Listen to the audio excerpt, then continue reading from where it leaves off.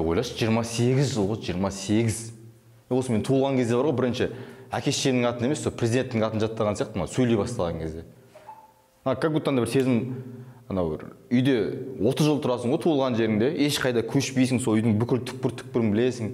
тұрады да папаң келіп, так, балам, басқа үй сатып алдық, сол жаққа көшеміз дейді ғой. Тура сондай сезім болып тұрған сияқты. Дайын ба? Дайын. Кеттік.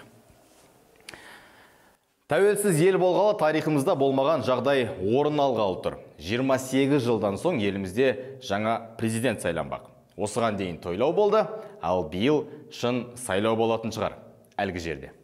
Ендеше сайлау 2019. Абзик, мотор.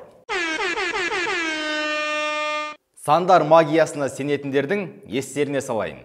Үстіміздегі жылдың 19 наурызында сағат 19:00-де тұңғыш президентіміз елбасы Нұрсұлтан Әбішұлы Назарбаев жұмысын Қасым-Жомарт Тоқаевқа тапсырып демалысқа кеткен болатын. Дальше вам придется идти без меня. Сонымен президенттікке үміткерлер саны 7. Олар жайлы қысқаша. Нұр Отан партиясының кезектен тыс 19-шы съезінде Нұрсұлтан Әбішұлы Назарбаев қазір елімізді уақытша басқарып жатқан Қасым-Жомарт Тоқаевты партия атынан кандидат ретінде ұсынған болатын. День, когда тебя избрали. Ол бастауын делегаттар әдеттегідей бір ауыздан қолдады.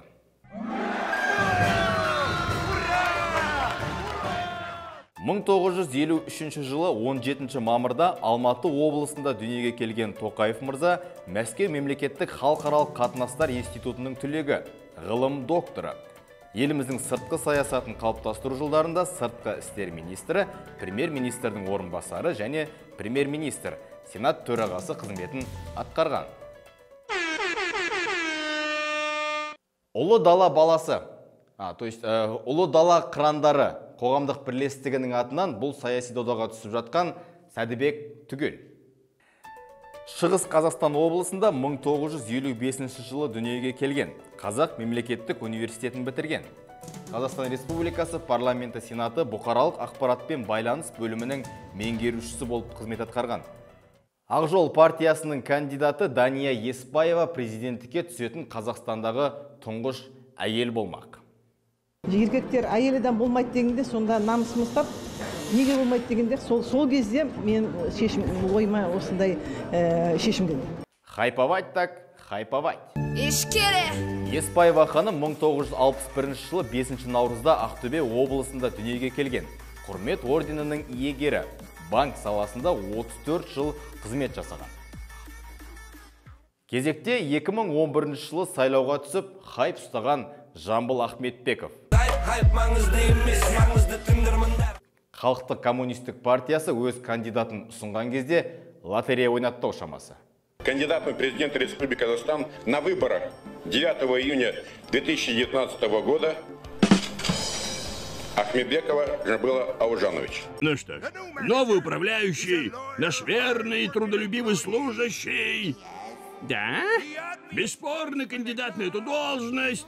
Он прав. Его имя давно знакомо всем вам, и его лицо тоже. Это я! Приветствуйте нашего нового менеджера, Кальмара Щупальца.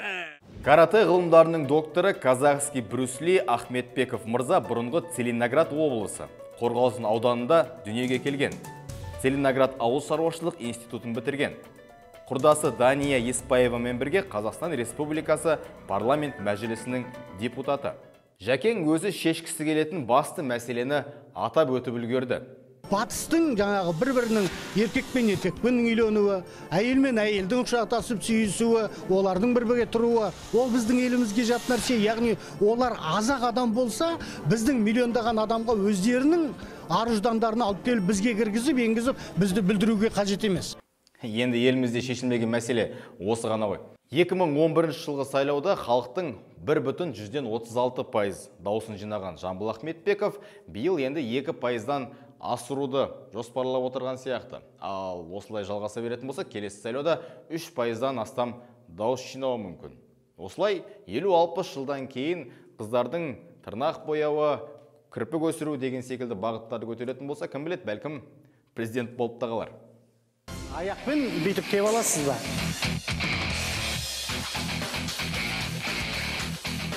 Келесі үміткерге қол жинау процесінде заң бұзушылыққа жол берілген деп айып тағылып үлгерді. Итак, не знаю, как вы, ребята, а я заметил пару грубых ошибок. Видеоны көрейік.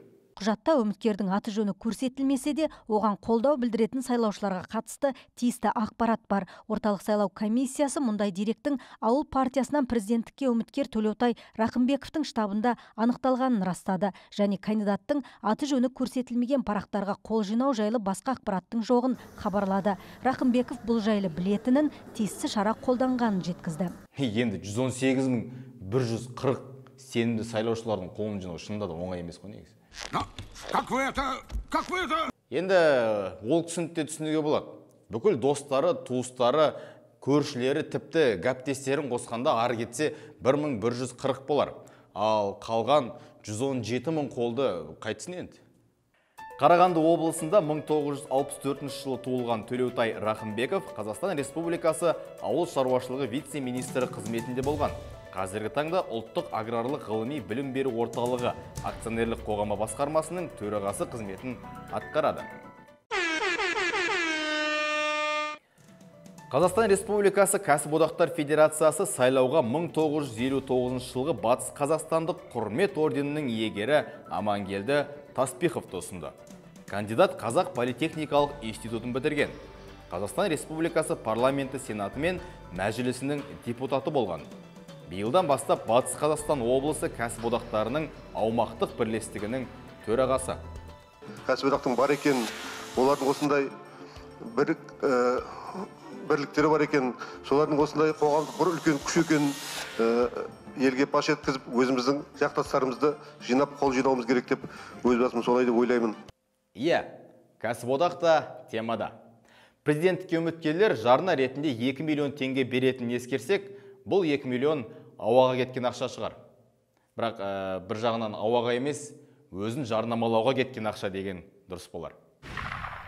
Және сандар магиясына сеніп, 7 қасиетті сан деп 7-ші болып тіркелген, және мемлекеттік қызметте 7 жылдық тәжірибесі бар ұлт тағдыры қозғалысының үміткері Әміржан Қосанов.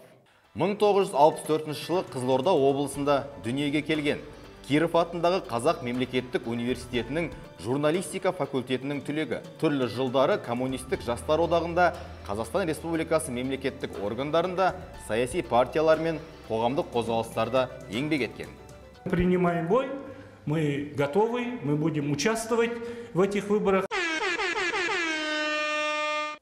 Қарап отырсаңыздар, еліміздің барлық өңірлерінен кандидаттар ұсынылған. Осындайда шымкенттіктер қайда? Өлі, олар немнеге тып-тыныш жатыр деген сұрақ көкеңізде болса, сізге жауап.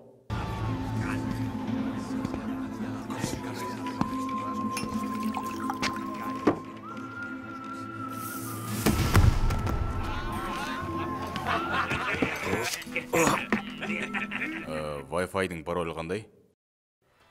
YouTube партиясының бейресми үміткері бұрынғы оңтүстік Қазақстан облысының тумасы Мұхтар Әблязов 1963 жылы дүниеге келген. Құрметті Әблязов мырза, қазір Шымкент мегаполис, Чимкентское движение деген қазір трендте емес. Очень смешно. Сонымен елбасы кетті, кандидаттар саны 7 және бір ютубер бар. Бұл жағдай барлығымызға бір ертегіні еске салатындай. Құрметті әріптестер, мен мерзімінен бұрын демалысқа шығамын, бірақ ақыл айтып көмектесіп тұруға дайынмын. Босқа жүре бермей 9 маусым күні сайлау жасаңдар. Араларыңнан біреуіңді сайлаңдар. Жетеуіңде қатысыңдар. Егер мен жоқта біреу есікті қағып ютубқа кіріңдер десе, ютубты ашпаңдар. Ал сәттілік. Сау болыңыз! Ал енді қаржы мәселесіне тоқталсақ. 2015 жылы кезектен тыс сайлауға 5,5 миллиард теңге жұмсалған болса, биылғы сайлауға 9,4 миллиард теңге, яғни 24,7 миллион доллар бөлінді. Уважаемый правительство Республики Казахстан, пожалуйста, не тратьте эти деньги на выборы. Потратьте эти деньги лучше на лечение наших детей, чтобы у нас было здоровое поколение. отдайте эти деньги детям, потому что мы знаем, что у вас там уже все заранее решено, и наши голоса уйдут в урну.